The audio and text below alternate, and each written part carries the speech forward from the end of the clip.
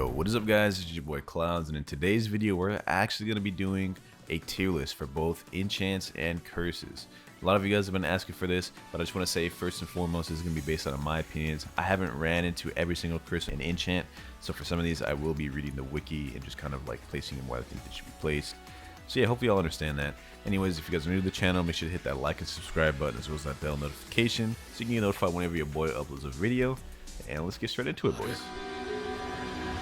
Alright, so first off, before we actually get into placing the enchants and curses in their own respective tiers, this is all just kind of based on my opinion, my experience. Some of these enchants or curses I haven't ever experienced, so I got the wiki pulled up so I can pull up what they do and then kind of just put them where I think they should be on the spot. But yeah, a good amount of these I've actually gone up against or have a friend that have them that, you know, can tell me what they do or show me what they do. And yeah, this is just going to be based off of my opinion personally. First one, we're going to get out the way. Curse of the Unshul. I think this one is garbage no matter how you look at it. And like literally, here's why. Curse of the Unshul, it's not really good for anything really. Like, okay, it gives you a chance to deal 3 times more damage. However, it also has a chance for someone to deal 3 times more damage to you. So whenever it does proc, which, you know, this specific curse doesn't have a chance to proc every time. Whenever it does proc, it has a 50% chance to go with either one of those. And I just feel like it's not that good. For you to be putting yourself at that much risk in a bit of a fight, taking 3 times more damage, it's just not worth it. Like, this is probably one of this is probably one of the worst ones next to the next one. Next one right here, let me see if I can find it. Curse of the No Life King. Before pre-nerf, I would have said like right here, Sear beater. Right now, after post-nerf, it's really bad.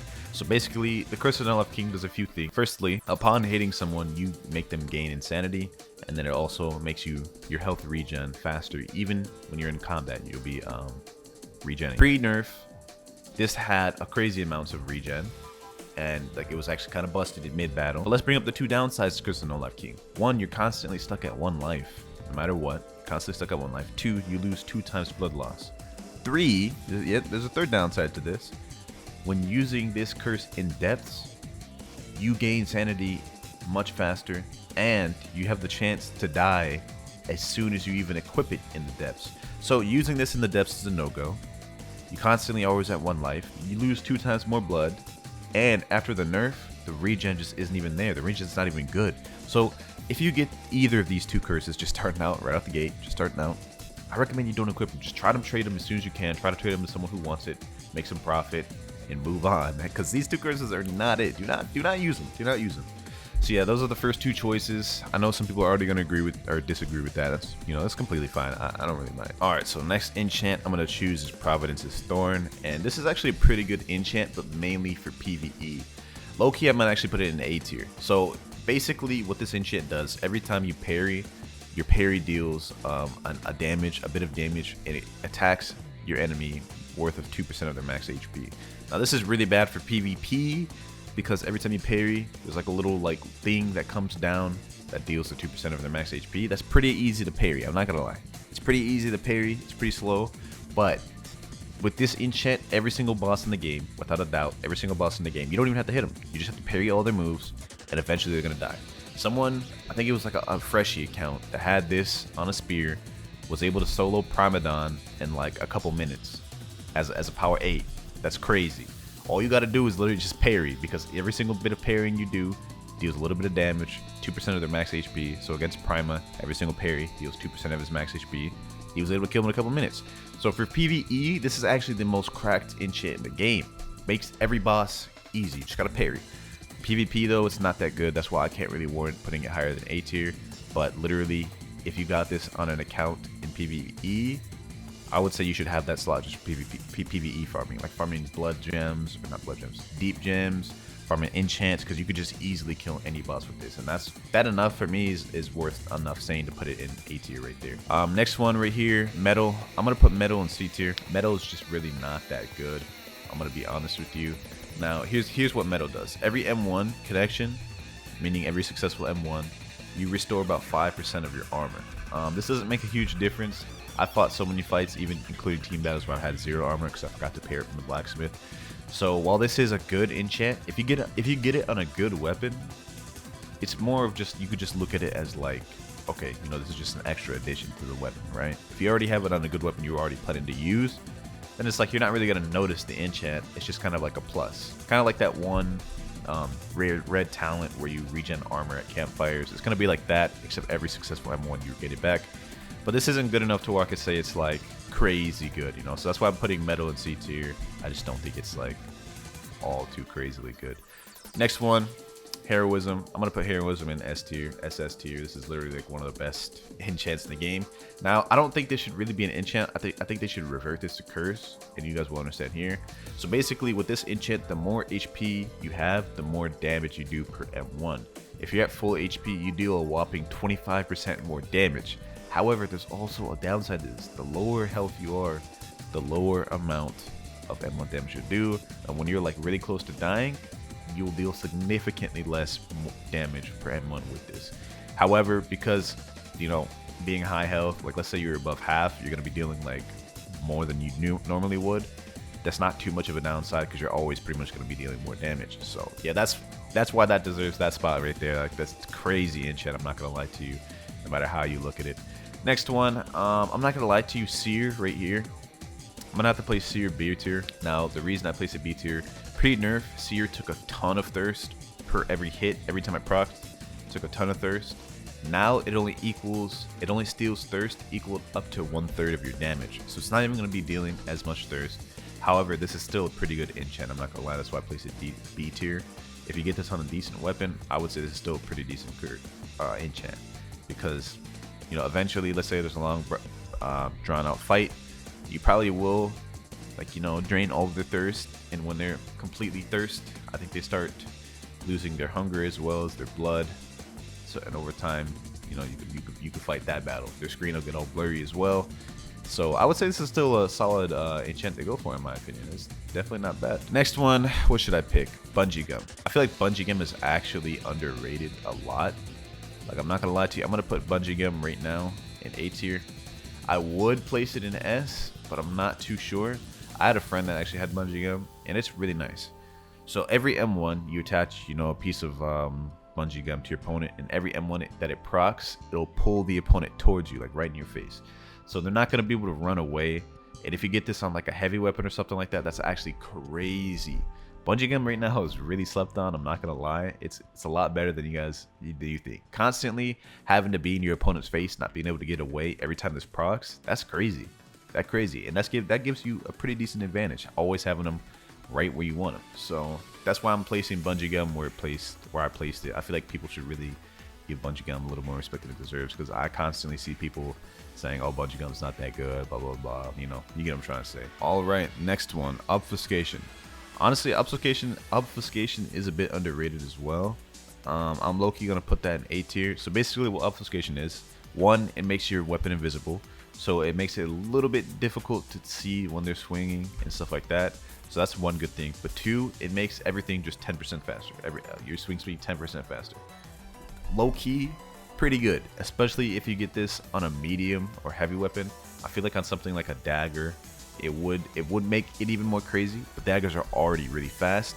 The real benefit of this would be getting it on a slower medium or heavy weapon. That's actually crazy. So 10% faster swing speed, and it's invisible. This is actually a very solid enchant, I'm not gonna lie. People really do underrate this one. Even Nano himself said it was a pretty good enchant. So, you know, honestly, that one's solid. Next one right here, Storm. I'm not gonna lie, I'm putting Storm up here just because of the simple fact that, so for one, it increases your M1 stun, and whenever it does that, whenever it procs, you'll see, you know, purple lightning aftershock or type thing or whatever.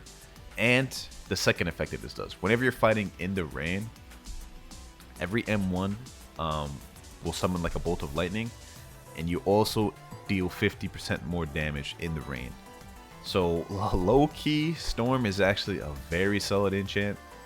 Now, I haven't really seen as much people with Storm. However, I think we can all admit that this is crazy enough enchant as it is. Like, just think about it. Think about those effects real quick. That's actually kind of wild, bro. Next one, Curse of the Bloodthirsty. I think we all know what this one does. With Curse of the Bloodthirsty, every M1 deals like 1.1 times more damage. However, if you miss an M1, you lose 2% of your HP. This one's up in S tier because of the fact that, like, literally just you always deal 1.1 times more damage. And on paper that doesn't sound like a lot, but it adds up when you're in the midst of a fight. Obviously you lose 2% HP every one you miss. That will make a difference, I'm not gonna lie. But I feel like the plus sides really outweigh the one with this curse, so that's kind of why I placed it where I placed it, you know what I'm saying? Last one, Curse of the Humble Knight. We're just gonna finish the curses while we're already here. SS tier, literally. Like, basically, whenever you hit someone, you hit them again. Like, it does like a little little after effect that hits them again, but it only deals like 20% extra of M1. So whenever you M1 someone, it'll hit them again with like an extra 20%, kind of like the Curved Blade of Winds effect. The only downside to this is you have to grip a couple people a day, otherwise the Curse of the Humble Knight will actually kill you. So that is definitely a downside, but that's not even that bad of a downside. You just have to grip a couple people a day, and you won't have to worry about that. That's honestly pretty good in my opinion. That's pretty solid. That's pretty solid, bro. So yeah, now that we've wrapped up the curses, right here, chilling. I feel like chilling is actually kind of underrated. Just every M1 you have a chance to freeze your opponent, and the freeze actually lasts pretty decently long. Chilling is actually kind of crazy. Like, if you get a good weapon with chilling on it, don't sleep. Don't sleep. Chilling. I've gone against people who have chilling, and it's kind of wild. It's kind of wild, bro. Next one, we have Grim. I actually feel like Grim is one of like the better ones in the game. Like, if you get Grim on I've seen a video where someone got a Enforcer Axe that had the Grim enchant on it, and low key, it's actually crazy. So let me just read the description of Grim so you guys can understand how crazy this actually is. M1s apply a debuff, which gives higher armor and penetration, capping out at 100% after 2 to 3 procs. So basically, every time you M1 someone with Grim, it has a chance to proc, and then whenever it procs, your M1s deal higher armor penetration. And after 2 to 3 proc, it caps out at 100%. So with Grim, you have the chance to completely negate any bit of armor your opponent is wearing. That's actually kind of insane if you think about it. So Grim, you get Grim on a good weapon, even if it's on a bad weapon, it's still, the effects are still crazy, I'm not gonna lie. But on a good weapon like Enforcer Axe that already deals crazy amounts of damage, and having the ability to completely negate any of their armor, it's crazy. Like, that's why I'm placing Grim where I'm placing it, bro. That's actually wild. Alright, we have this one right here, which is the Enchant of Deferred. Low-key, I feel like this one isn't really... Okay, so this one's not bad, but it's not like crazy good either. Or at least in my opinion. So basically what Deferred does is whenever you M1 someone, instead of doing the damage right away, it actually damages them over time with a little poison effect. And they recently, I think they nerfed the poison effect a little bit. It doesn't really deal that much damage. Like, literally just doing M1s in general would deal similar damage. So it is just a little weird, I'm not gonna lie. I don't think Deferred is too crazily good, to be honest. Maybe I am underrating it a little bit. Let me know if I am in the comments down below, but Deferred doesn't seem really like all that crazily good. I do feel like it'd be good against mobs in PvE. So kind of a similar situation to Thorns. I feel like this enchant probably is better in PvE, maybe. Like, that's kind of how I feel about it. Alright, next one we're going to be placing is Wild. We're going to put Wild at the top of A. And basically what Wild does is every time you attack someone, if there's someone near them, it allows you to hit multiple people at once, so long as they're near the person you hit. And yeah, the damage you've done to multiple people is, you know, pretty much low, unless you're physically hitting someone. So I feel like this enchant is pretty good, especially if you're in like a group battle. Anyone that's close to the person you're hitting, you're also able to hit multiple people at once. Even though the damage you deal to those multiple people are less than the person you're actually hitting, it's still pretty good, I'm not gonna lie. Like, this enchant is definitely one for team battles. So especially when they add ranked with the ranked team modes, this is an enchant that, you know, it's gonna really help in some of those situations. Next one, Vampirism. I feel like this comes as no surprise. Literally, basically every M1 connection, you heal like a certain amount of your health back. Now the portion you deal your health is like a little like, it's not like crazy. It's not crazy, but it's still really good. If you've ever seen anyone like on a video with Vampirism enchant, you'll notice. It's enough to notice it, and it's enough to make a difference. I'm not gonna lie. It goes crazy. It goes crazy. I'm gonna be honest. I haven't ever seen this enchant. I have never even seen anyone with this enchant, so I can't speak much on it other than just based off the description. But Tainted Sorrow, it says right here, after an M1 connection, you're able to pull your target towards you by pressing R. After a full M1 combo, any M1s landed afterwards will fling your target upwards. This one doesn't seem like crazy good, but it doesn't seem bad either, so I'm going to put that in B tier. I don't really know where else I could put it. It doesn't seem like bad enough to be in C or D, and it doesn't seem really like good enough to be in like A or up here. I also don't quite understand like what it does, so that's kind of why I'm placing it. Next one we have is which one should I pick? We'll pick Detonation right here. Detonation low-key is pretty decent, I'm not gonna lie. So it requires you to charge the detonation by hitting an opponent for a certain amount of times. It's 7 if you're heavy, it's 8 if you have medium, and it's 9 if you have light. And then the charged hit will be a guaranteed detonation. If your opponent's health is low enough, they'll get executed by the explosion. I'm not gonna lie, I know detonation in this game deals quite a bit of damage. If you've ever had a flame charm and you have the detonation talent, you'll know detonation deals quite a bit of damage. But I'm not gonna lie, this enchant, the activation or the proccing requirements are a little like too weird. Like 7 hits for it. I'm not gonna lie, it's gotta be at like the bottom of B for me, bro. It just doesn't seem all too great. If that. This next enchant, this one's gonna be down here with C. Blazing. Some of you guys may disagree with that. Here's what this one does. Every M1 will have a 20% chance of lighting your opponent on fire. A higher flame charm stat will make this enchantment more effective.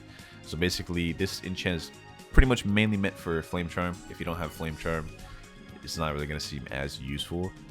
But the reason I'm putting this where I'm putting it is because you could literally just roll, even if it does activate and I'm on fire, I literally just roll backwards, roll cancel even, and then the fire is out. So that's why I don't think this enchant is really that good. It doesn't really have anything like too offensive in my opinion. I don't think it's like all that good. I feel like if you get this one, kind of similar to metal, you know, you're better off just trying to trade it rather than equipping it and getting soul bounded and not making any profit off of it, if that makes sense. But that's just my opinion. Next right here we have Gluttony. Now Gluttony is definitely gonna have to be in an A tier because it even says in the description right here on the wiki, attacks will steal a moderately high amount of the target's thirst and hunger. One flourish to fully steal all water and hunger. So this is basically like an upgraded version of Sear. Sear always only dealt the hydration though. This deals both water and hunger. And then if you literally flourish someone, that's all of their hunger and water, and then they'll literally start dying. So in a fight, this is actually kind of crazy. Gluttony, that's actually kind of wild how much that does. Low key, would it even like put it higher in A tier or in S tier? Like, cause that's kind of actually wild, bro. That's actually crazy. I'm not gonna cap. So we only have 2 left. This one right here is Providence of Storms. This one right here, I think. Let me just check the wiki. This one's Stone right here. I'm gonna place Stone in B tier. Probably at the top of B tier. Here's what it does. M1 deals 25% posture damage to opponents if they're not blocking. So let's say you successfully hit an M1. They get 25% posture damage from that. And then your weapon does posture damage and physical damage in one swing. So you're going to be dealing damage and posture damage to them even if they're not blocking. So this one's actually pretty solid. You can actually get easy guard breaks with this one. And then Providences of Storm, which is the very last enchant we have on here. Let's read the description first because I've never actually ran into this one. Increases M1 speed drastically. Any posture damage that the other person inflicts will be reflected back to them. Also removes movement speed penalties. You can swing a heavy weapon as fast as a light weapon for reference. That's actually crazy. Providence of Storms, bro. That's actually crazy, bro. I'm not gonna lie to you. That's either gotta go A tier or bottom of S, bro. Low-key, I'm gonna do bottom of S. So it increases your M1 speed drastically, and any damage someone deals to your posture is reflected back to them. With this enchant, you can literally just abuse holding block rather than trying to go for the parry the entire time. And if someone were to feint on you, you just hold block, wait for them M1 you again, and reflect that damage back to them. Low-key, the ways you could use this enchant are pretty good. So this is my list. I did use the wiki for a little bit of this because some of these I'm not experienced in, so I had to read the description and just kind of mentally determine where I thought it should be placed myself. So some of these I will 100% admit they probably weren't placed the best way they could have been placed, but it was just based off of what I thought they should be. Let me know down in the comments below anything you guys thought I should change. And yeah, this is the enchant curse tier list, boys. First one of hopefully many. Whenever game gets new content, stuff like that, we'll obviously be updating this list. But for right now, this is where I think everything, in my opinion, is placed. This is where I personally placed everything. Anyways, it's been your boy Clouds, and I'll see you on the next one. Peace.